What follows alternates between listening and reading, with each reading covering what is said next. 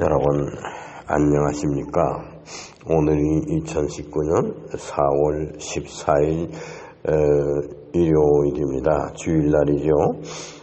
오늘서부터 금년도의 고난주간이 시작됩니다. 그리고 요 다음 주일날 4월 21일은 부활절이 되겠습니다.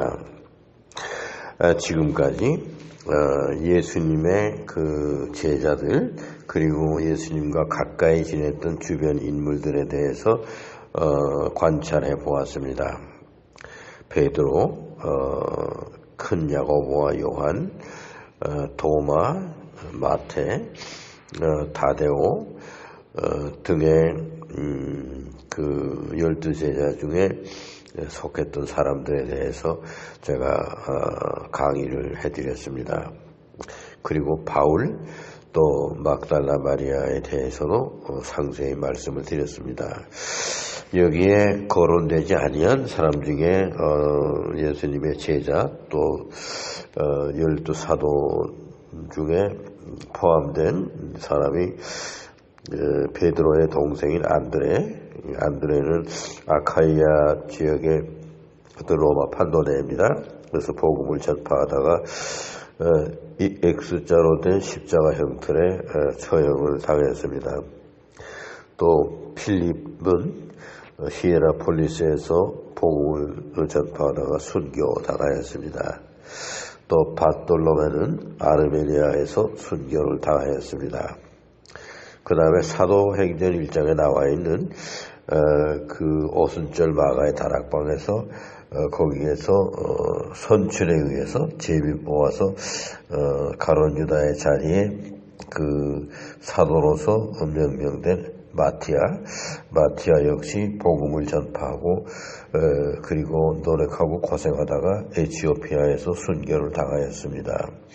이러한 일련의 그 12사도들에 관한 이야기 지금까지 매우 아주 자세한 그런 연구를 통해서 여러분에게 말씀을 드렸습니다.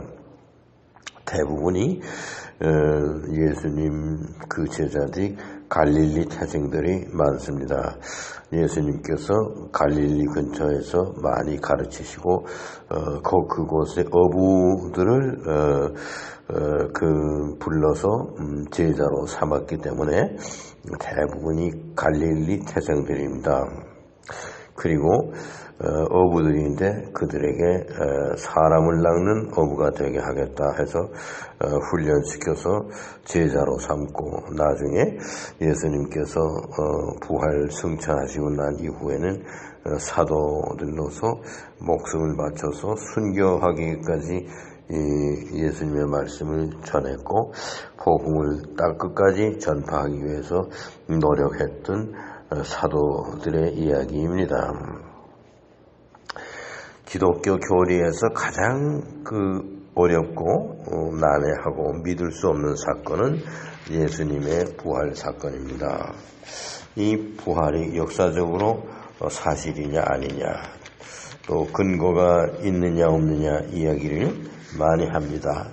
그런데 예수님의 그 부활하심이 역사적인 사건이라고 주장을 하는 것은 겟세마네 동산에서 예수님이 로마 병정들에게 체포돼서 붙잡혀 갈 때 베드로를 제외하고는 모두 다 그 현장에서 무서워서 도망쳤습니다. 요한복음서에는 모두 다 제 갈 곳으로 흩어졌다. 근데 제 갈 곳으로라는 그 그리스 말의 표현은 에이스타이디아입니다. 그것은 에이스타이디아라고 하는 것은 각자 자기네들의 거하는 집으로 자기네들의 집으로 되돌아갔다 그런 겁니다. 제 갈 곳으로 갔다고 하는 것이 자기네들 집으로 갔다 그런 얘기입니다. 그러나 예수는 집이 없었습니다. 그는 예수는 한때 나무에 그 둥지를 들고 있는 새들이 모습이 부럽기도 하고 또 여우가 굴로 들어가서 안전하게 자신을 보호할 수 있는 그러한 보금자리, 즉 여우에겐 굴이고 새들에겐 둥지, 그러한 보금자리가 있으나 인자는 이 세상에서 머리 둘 곳이 없다, 이런 한탄도 하신 분입니다. 겟세마네 동산에서 홀로 서 계신 예수 그리스도는 가야 할 집이 없었습니다. 그는 원래가 보금자리나 그와 같은 안전한 장소는 마련하지 아니하고 평생을 지내셨습니다.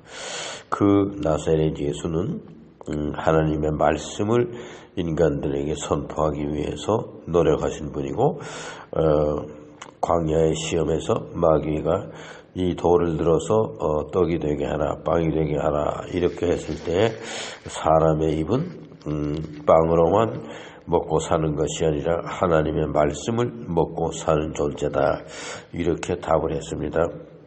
그래서 뭇 인간들을 하나님의 말씀을 먹이도록 그렇게 친히 사역을 하신 분입니다.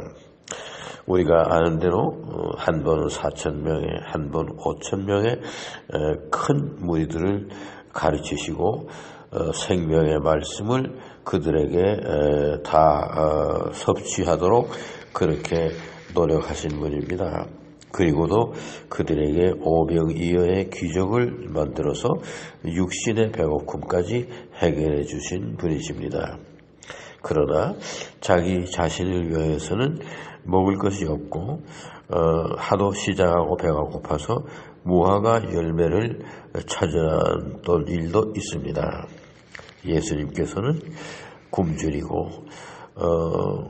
아주 안전하게 기거할 장소도 없고 그러한 모습으로 인간 구원에 나섰고 많은 사람들을 가르치고 영육간에 배고픈 인간들에게 많은 귀한 생명의 말씀과 육신에 먹어야 할 음식과 이러한 것을 공급해 주신 분이고, 그러나 자기 자신을 위해서는 어느 하나도 가진 것이 없었고 또 때로는 배고픔을 혼자서 해결해야만 했고 또 그 해결이 되지 아니해서 굶주림의 고난을 겪으셨던 분입니다. 이러한 분이 십자가를 메고 그 십자가에서 처형당하고 죽으시고 나서 다시 부활할 것이다 하는 그 길을 가기 위해서 그 6월절 되기 한 주일 전에 제자들과 함께 베다니에 마르타, 마리아 또 나사로가 사는 좀 큰 집에 모였습니다. 그 베타니에 모두 모여서 예루살렘에 입성해서 예루살렘에 있는 타락된 민중들에게 경종을 울리고 완전히 하나님의 전이 백화점으로 바뀌어져 버린 장사하는 그러한 돈이나 벌고 물질의 풍요로움만 강구했던 그때 타락되었던 그러한 인류들을 모두 다 그 청산하고 그 교회를 해서 내쫓고 장사꾼들은 이 교회 안에 들어오지 말라, 여기는 기도하는 하나님께 기도하는 거룩한 장소다, 이러한 것을 그 예루살렘에 입성해서 그 당시 경질되고 타락하고 하나님의 뜻을 떠난 바리새인들, 사두개인들 또 서기관들에게 대해서 정면적으로 그 사람들과 싸우고 때로는 논쟁을 하고 그러한 가운데 많은 사람들에게 지지를 받고 예루살렘에 입성할 때는 큰 무리가 일어나서 호산나 메시아로 오신 나사렛 예수님이시여 하고 옷을 벗어서 깔고 종려나고 가지를 흔들고 이렇게 했습니다. 이것이 고난주간의 시작이었습니다. 그러면 그렇게 예루살렘에 입성하여서 예수님이 하신 일은 무엇인가? 결국은 거기에서 최후의 만찬 석상에서 12제자들과 고별 인사를 나누고 마지막 최후의 만찬을 하신 이후에 겟세마네 동산에서 기도하시다가 체포되어서 로마 병종들에 의해서 호송된 일이 벌어졌습니다. 그리고 그날 6월절 날입니다. 금요일입니다. 밤새도록 재판을 했습니다. 가야바의 유대의 법정에서 그리고 빌라도의 법정에서 왔다 갔다 하면서 재판을 받았습니다.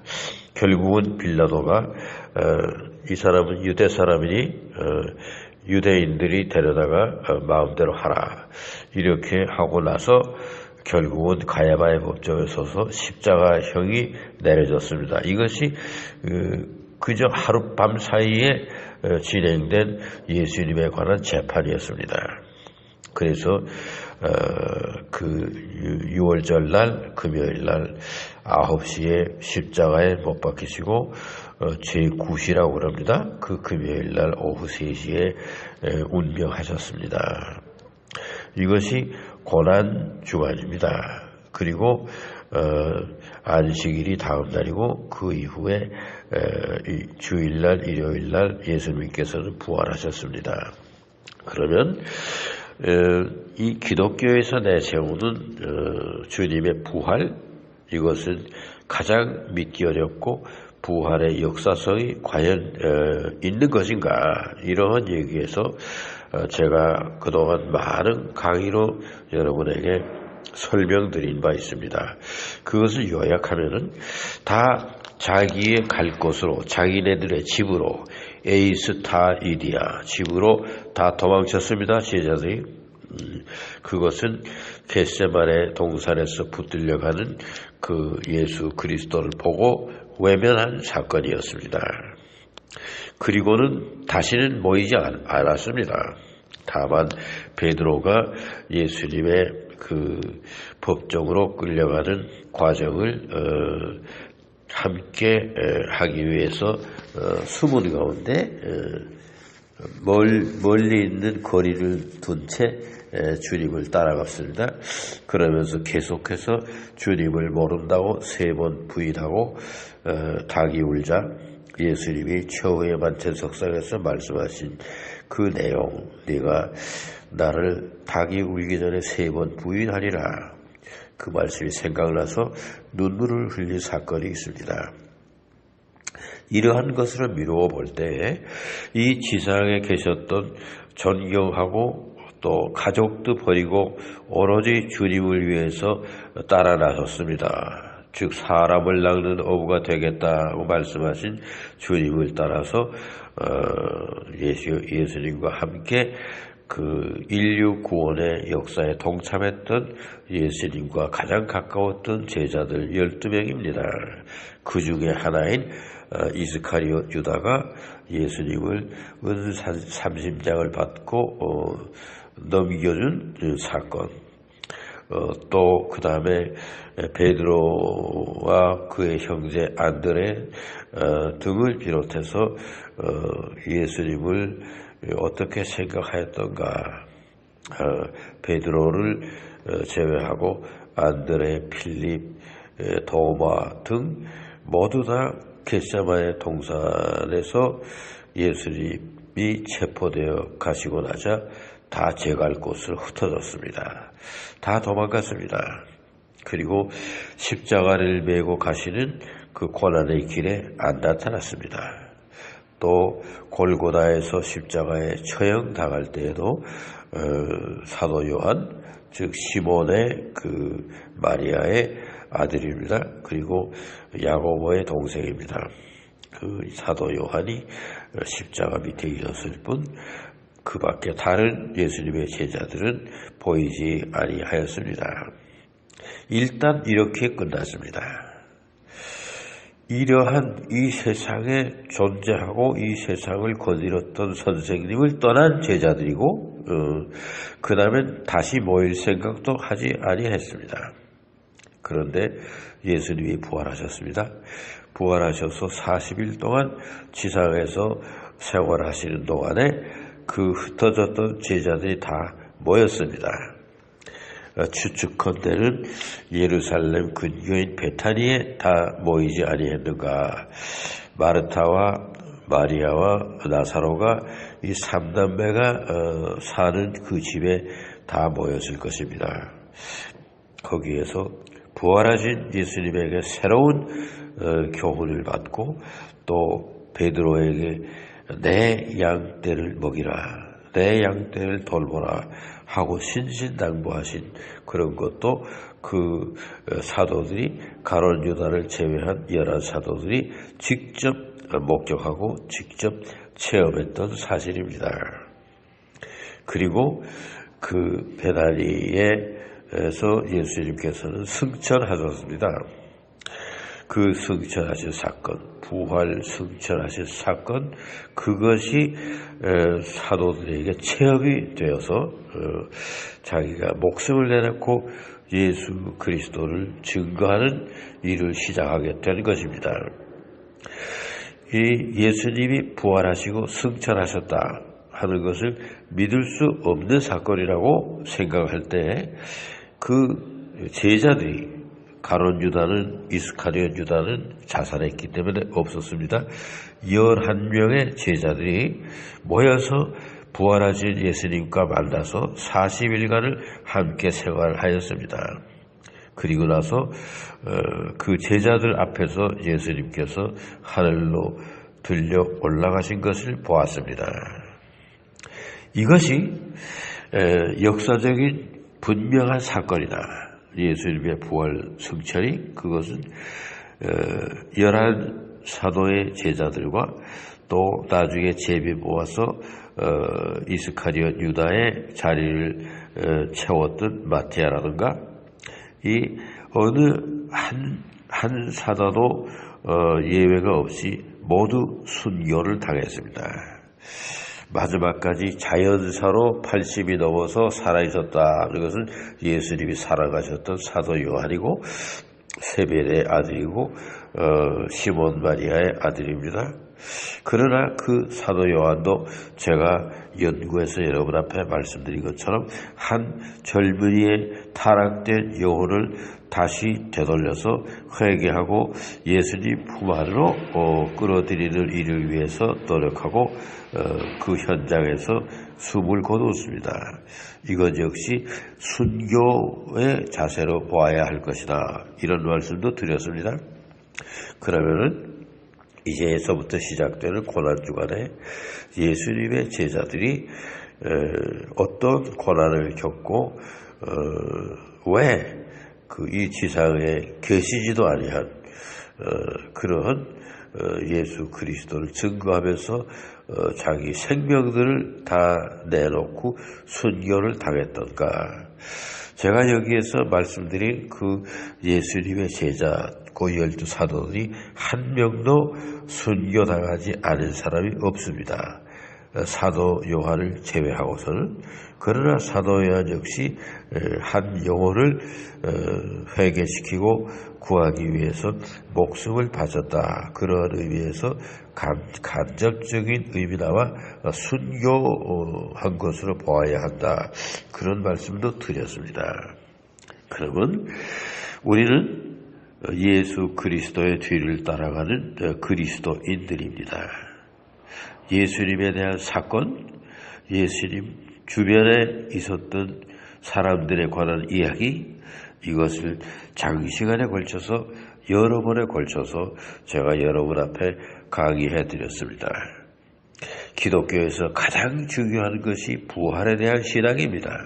이 부활신앙, 이것이 거부되면은 바울 사도가 이야기했습니다. 우리가 전파하는 이 복음 자체가 허무한 것이다. 왜? 예수님이 부활하시지 않았는데 부활하였다고 우리가 거짓을 증거하기 때문이다. 즉 부활 사건을 우리가 믿지 못한다면 2000년 동안 내려온 사도들의 그 모든 행적 또 사도들의 가르침, 그것이 다 헛된 것이 되어버리고 말 것입니다. 그래서 부활 사건이라고 하는 것은 역사적인 사건으로 우리가 믿어야만 하는 것입니다. 부활은 틀림없이 생겨난 것입니다. 그 부활하신 예수님을 만났던 12 제자들이 있고 12 사도들이 있습니다. 그분들이 예수님에 대한 이야기, 또 예수님과 복음을 이 세상 땅 끝까지 전파하기 위해서 야고보는 스페인까지 가서 서바나에서 복음을 전파하고 잠시 예루살렘에 들렀다가 참수형을 당해서 제일 먼저 순교를 당한 경우가 되었습니다. 또 도마는 에데사를 거쳐서 동방으로 해서 인도에 가서 선교하고 또 인도 그 넓은 대륙에서 세일론, 즉 오늘날 스리랑카죠. 그쪽을 복음을 전하는 일을 하면서 중국을 경유해서 우리 한국까지 와서 그 당대의 가야국에 와가지고 김수로 왕을 방문하고 그 다음에는 인도에서 결혼하겠다고 배를 타고 가야국까지 왔던 수리라투나 그 인도 이름입니다. 그것이 한국 이름으로는 허황옥입니다. 이 김수로 왕과 허황옥의 결혼식을 주관한 사람이 도마였습니다. 그리고 그들을 축복하고 가야국의 철강 산업이 중요하다는 걸 알려주고 제련소까지 만들어서 철을 생산해내는 그 과정을 알려주고 나서 다시 인도로 돌아가서 AD 52년에서부터 72년까지 20년간 인도에서 그 활동을 하다가 그곳에서 인도에서 순교를 당하였습니다. 이런 모든 이야기 속에서 우리는 부활 사건의 의미를 새롭게 조명할 수가 있습니다. 첫째로 예수님의 부활 사건은 역사적인 사실이었다. 과대 망상이나 허상을 제자들이 본 것이 아니었다. 그 중에서 도마는 예수님의 부활하신 몸, 그것을 확인을 하고 나의 주님, 나의 하나님이시니이다, 그렇게 고백했습니다. My Lord, My God. 그렇게 하고 예수님이 승천하시고 이 지상에 안 계신데 70평생을 바쳐서 70이 넘기까지 인도에 가서 복음을 전파하다가 그 마드라스 동부 해안에 있는 큰 도시, 오늘날은 체나이라고 그럽니다. 체나이, 거기에서 순교 당했습니다. 또 모두 그 마티아 제비 뽑은 마티아까지 합해서 다 예수님의 복음을 전파하다가 목숨을 내놓고 순교를 당한 역사가 있습니다. 그것이 역사적으로 입증되는 사건입니다. 그러면 이 세상에 현존해 계신 예수님의 그 스승을 자기 스승을 다 떠나서 뿔뿔이 흩어져서 제갈 곳으로 갔습니다. 자기네들 집으로 돌아갔습니다. 그랬던 제자들이 예수님의 부활 사건으로 인해서 다시 모여서 나중에는 예수님이 이 세상을 떠나서 승천해서 들어 올리시고 난 이후에 이 세상에 계시지 아니한 예수님을 위해서 목숨을 버리는 것까지 했습니다. 사도들이 한 명도 목숨을 버리지 않은, 주님을 위해서 목숨을 내놓지 않은 사도들이 없었습니다. 이것은 무엇을 말합니까? 예수님이 부활하신 것을 역사적으로 우리가 이해할 수 있는 좋은 사건이고 사실이고 팩트고 그렇습니다. 그리고 부활을 믿는 신앙소에서는 엄청난 능력이 발생하게 되는 것입니다. 예수님께서는 생전에 겨자씨알 만한 작은 믿음이라도 가지고 있으면 산을 떠서 옮길 수 있는 권능이 나온다. 이렇게 말씀하실 일이 있습니다. 근데 예수님의 부활이야말로 12사도들이 목숨을 내내서 예수님의 이야기를 이 땅끝까지 전파해서 2000년이라는 세월이 흘러와도 조금도 잊혀지지 아니하는 생생한 예수님의 모습이 전파되고 있으며 성찬 예식을 통해서 예수님의 오심을 기억하고 그가 남겨주신 주기도문을 통해서 우리가 예수님을 생각하고 있습니다. 그뿐이 아닙니다. 12사도들이 남겨준 사도신경, 그것을 교리로 삼아서 우리가 예수님에 관한 진리, 진리의 세계에서의 왕이신 예수님의 뒤를 따라가고자 하는 것입니다. 이제 오늘날 우리나라의 교회가 타락되고 참 부끄러운 사건이 예배 도중에 발생하고 기독교 교회에 그릇됨, 이런 것이 편만해 있고 많은 젊은이들이 교회를 떠나고 또 교회에 나가고 싶지 않은 정도가 아니라 그리스도인들을 저주하고 교회를 저주하고 이러는 시대가 되었습니다. 올바른 목회를 하는 목사님을 만나기가 어려워졌습니다. 올바로 예수님의 그 가르침대로 생활에 옮기려는 그러한 신앙인들이 보이지 않습니다. 야고보서에 있는 것과 마찬가지로 행동이 보이는 믿음, 믿음의 모양만 있고 행동이 없는 그런 믿음이 아니고 실천에 옮겨지는 믿음, 이러한 것이 보이지 아니하는 이 시대에 2019년 금년 4월 21일 부활절, 그 부활절에 한 주일 동안 지속되는 고난주간, 이것을 예비하기 위해서 지금까지 예수님에 관한 이야기를 그 사도들, 예수님과 관련된 주변 인물들에 관한 이야기로서 여러분들 앞에 분명히 예수님에 관한 역사적인 사건, 예수님의 십자가의 처형과 부활하시고 승천하신 모든 것이 역사적인 사실이다.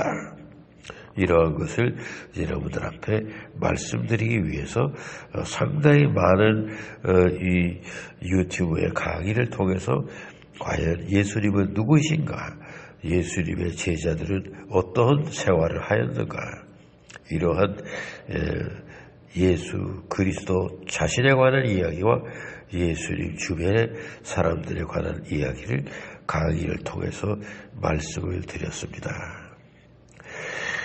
제가 부족한 말씀을 여러분들에게 드렸지만은 우리는 예수님의 사건을 마음에 다시금 아로새겨야 할 때가 되었습니다. 그의 부활은 역사적인 사실입니다. 그리고 부활을 믿으면, 부활신앙, 그 부활을 믿으면 예수님의 권능이 그 믿는 자들을 통해서 나타난다. 그것을 12사도들의 그 순교당한 사건을 통해서 입증할 수 있다. 이런 말씀을 드렸습니다. 예수님, 고난을 받으신 예수님, 십자가에 처형되었다 다시 사신 예수님, 그리고 승천하신 예수님을 우리는 의심할 바가 아니고 그대로 받아들이고 이에 대한 믿음, 신앙생활을 뜻깊게 이룩해야 할 것입니다. 감사합니다.